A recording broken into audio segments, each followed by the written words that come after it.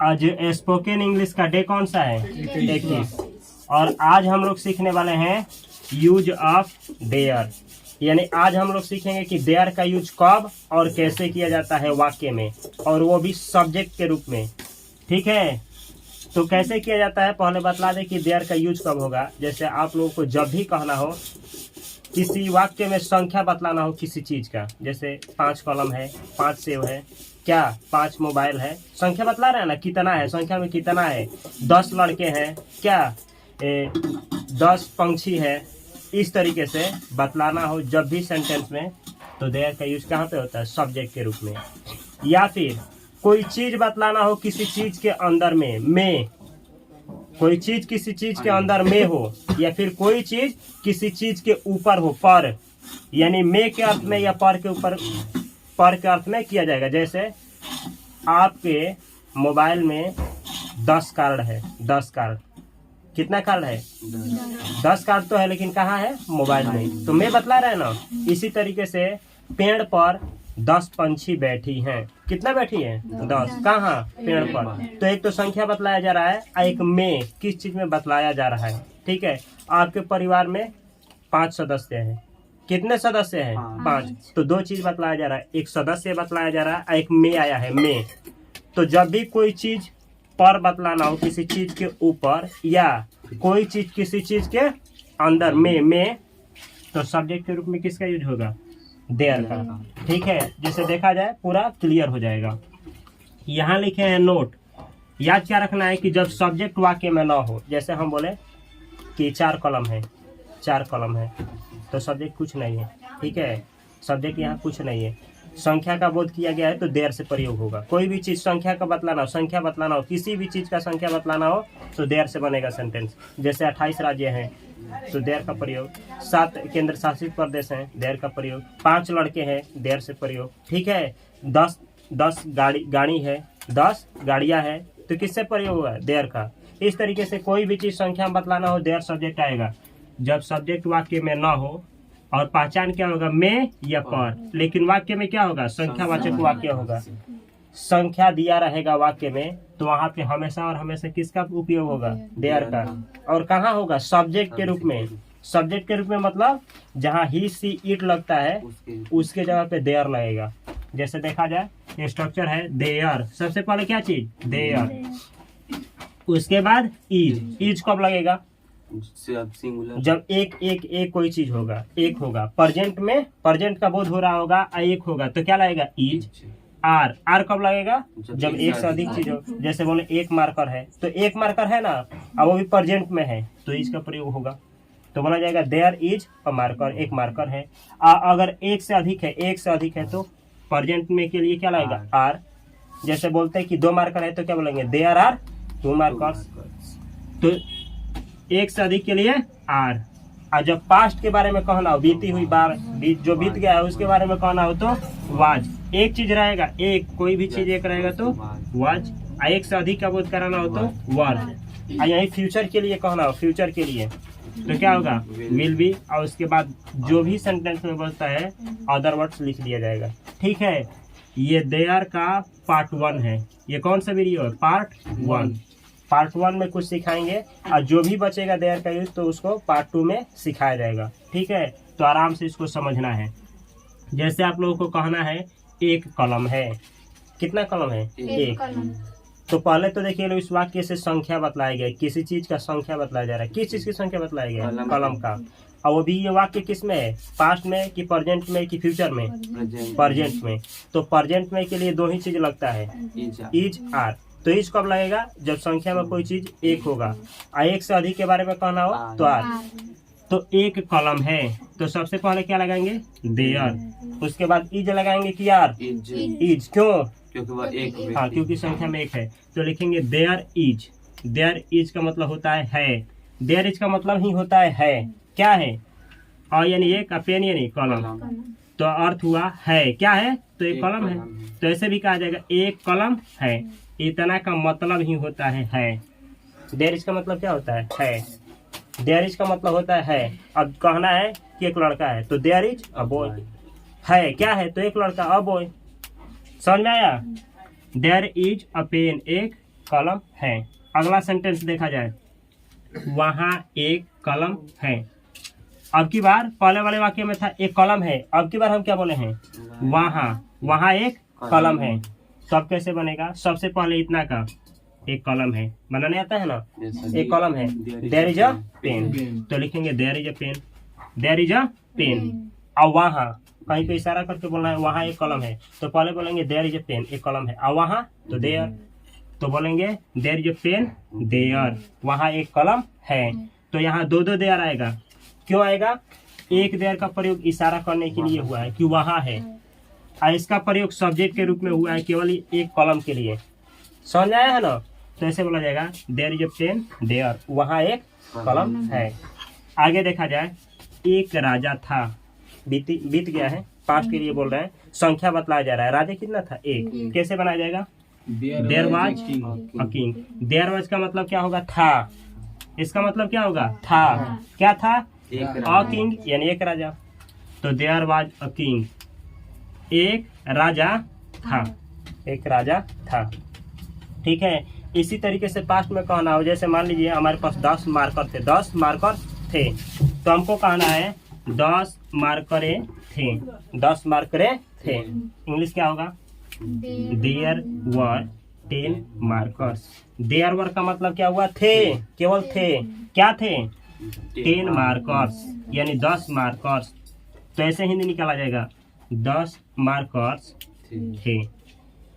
तो ये भी सीखना है, अगर आप लोगों से पूछा जाए देयर इज का मतलब क्या होता है, तो है, देयर इज का मतलब क्या होता है, देयर वाज का मतलब क्या होता है, था, देयर वर का भी मतलब क्या होता है, था, ना थे प्लूरल के लिए थे। आगे देखा जाए, और स्कूल में 10 छात्र हैं, माने कि कोई स्कूल है और उसमें कितने छात्र हैं, 10। इस वाक्य में दो चीज बतलाया गया है, एक तो छात्रों की संख्या और दूसरा में।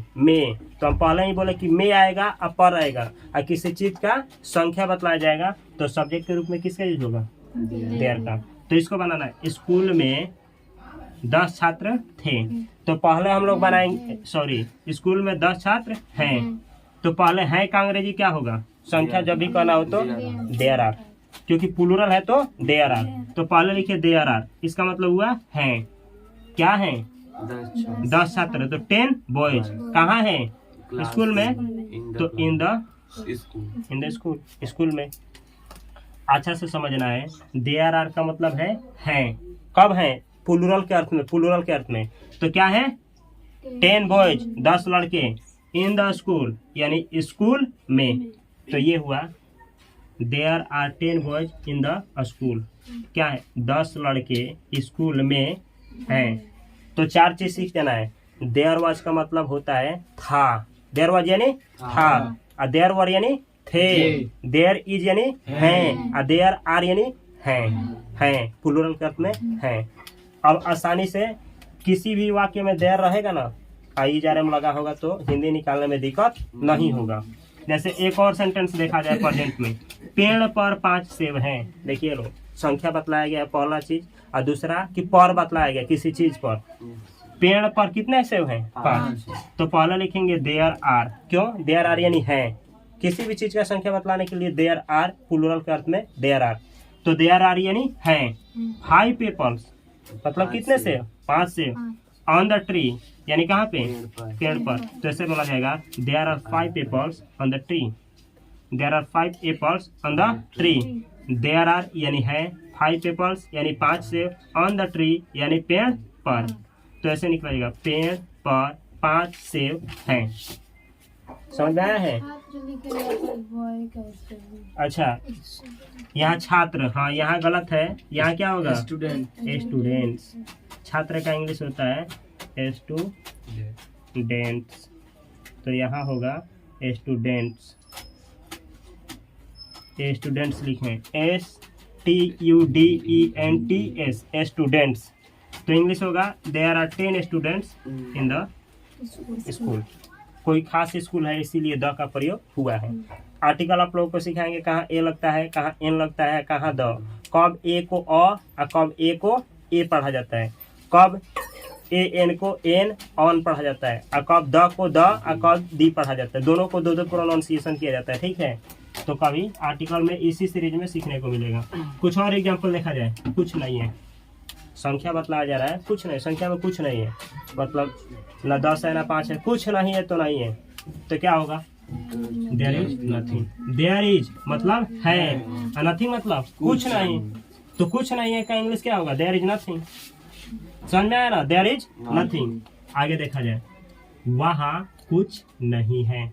जैसे मानिए कि आप कहीं गए हैं और देख रहे हैं कि वहाँ पे कुछ नहीं है, तो आपको बोलना है कि वहाँ कुछ नहीं है। इंग्लिश क्या होगा? वहाँ कुछ नहीं है। There is nothing there. There is nothing there.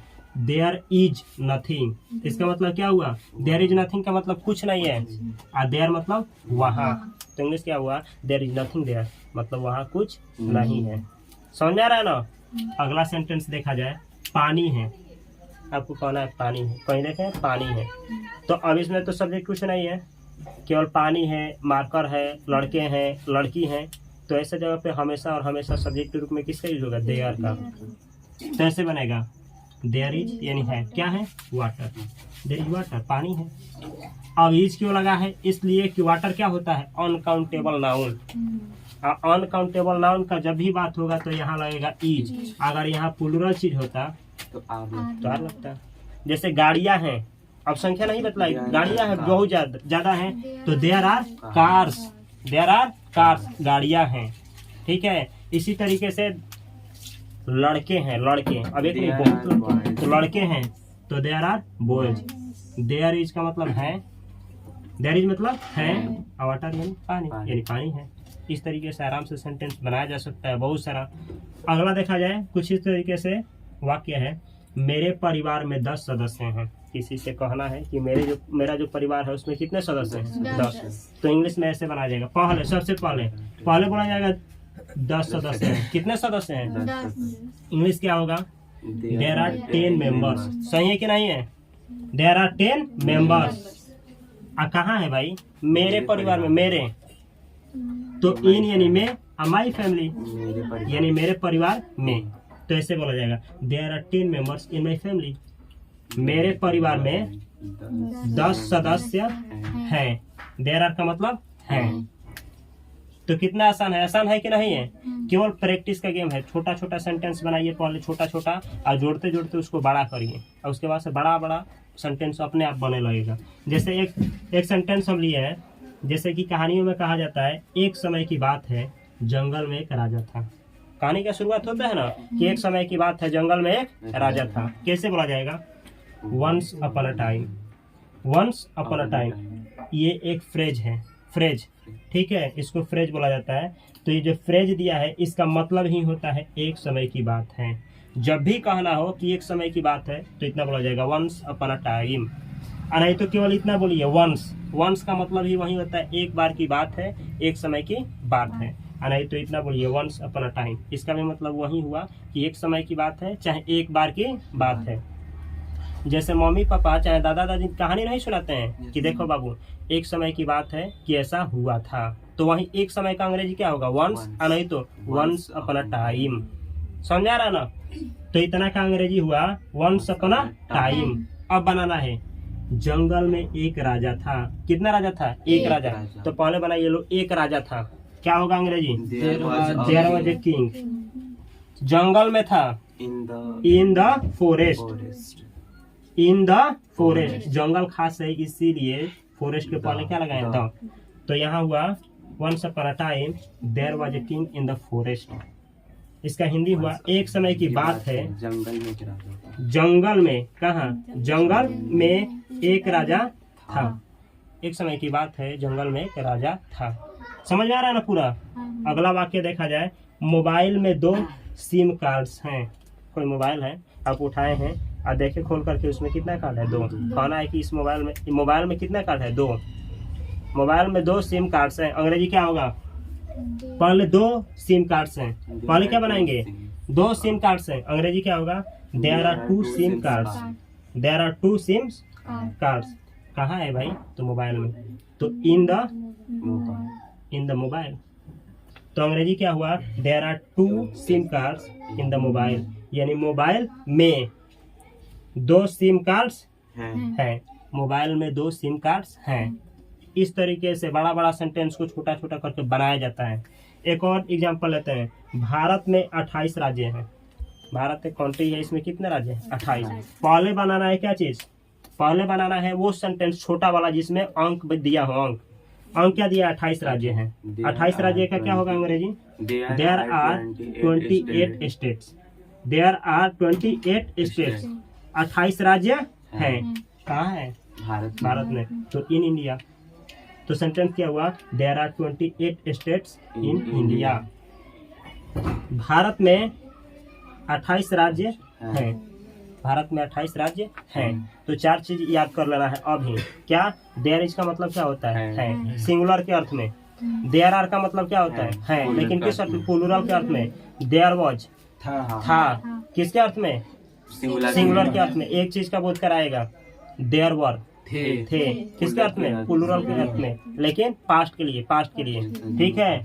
और देयर विल बी कल कवर किया जाएगा। इसका थोड़ा सा, ये पार्ट 1 है। अब पार्ट 2 में इसका थोड़ा डिटेल क्लास लिया जाएगा। ठीक है, कि कैसे और बड़े बड़े सेंटेंस को बनाने के लिए और कैसे बेहतर सेंटेंस बनाने के लिए देयर का प्रयोग किसके रूप में होगा? सब्जेक्ट के रूप में। ठीक है। तो ये वीडियो अगर आप लोगों को इंग्लिश सीखने में हेल्प कर रही है तो इस चैनल को आप सब्सक्राइब करें, अपने दोस्तों के पास इस वीडियो को अवश्य शेयर करें। मैं मिलता हूँ पार्ट 2 में, जिसमें देयर का यूज सिखाया जाएगा। तब तक के लिए आप सभी को बहुत सारा प्यार। Thanks for watching.